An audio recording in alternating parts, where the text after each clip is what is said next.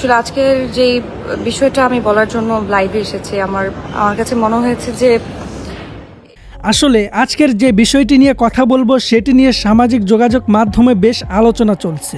জনপ্রিয় ইউটিউবার ও content creator তৌহিদ আফ্রিদিকে ঘিরে নতুন করে বিভিন্ন অভিযোগ ও গ্রেফতারের খবর নিয়ে নেট দুনিয়ায় তৈরি হয়েছে ব্যাপক চাঞ্চল্য। জেল থেকে মুক্তি পাওয়ার কিছুদিনের মধ্যেই আবারও তার বিরুদ্ধে প্রতারণা ও নারী নির্যাতনের অভিযোগ ওঠার দাবি বিভিন্ন সূত্রের সামনে এসেছে। অভিযোগের ভিত্তিতে আইনশৃঙ্খলা বাহিনী তাকে আটক করেছে বলেও খবর প্রকাশিত হয়েছে। তবে এসব অভিযোগের বিষয়ে আদালতে চূড়ান্ত রায় এখনও আসেনি এবং অভিযুক্ত পক্ষ থেকেও বিষয়গুলো নিয়ে নিজেদের অবস্থান তুলে ধরার সুযোগ রয়েছে।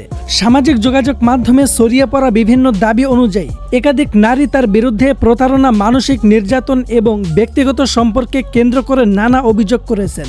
এমনকি কিছু পরিচিত মুখের নামও আলোচনায় এসেছে। তবে এসব দাবির অনেকগুলোর স্বাধীন ও নির্ভরযোগ্য যাচাই এখনও সম্পন্ন হয়নি।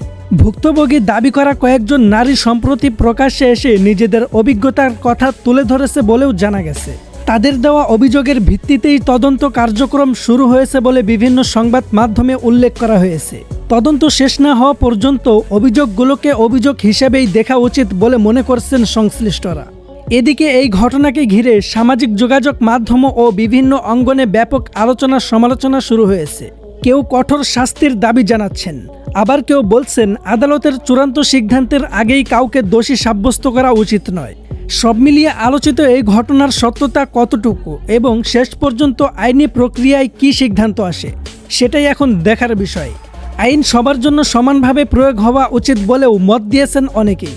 এই পুরো ঘটনাটি নিয়ে আপনাদের মতামত কি? আপনারা বিষয়টিকে কিভাবে দেখছেন? অবশ্যই কমেন্টে ভদ্র ও দায়িত্বশীলভাবে নিজেদের মতামত জানাতে পারেন।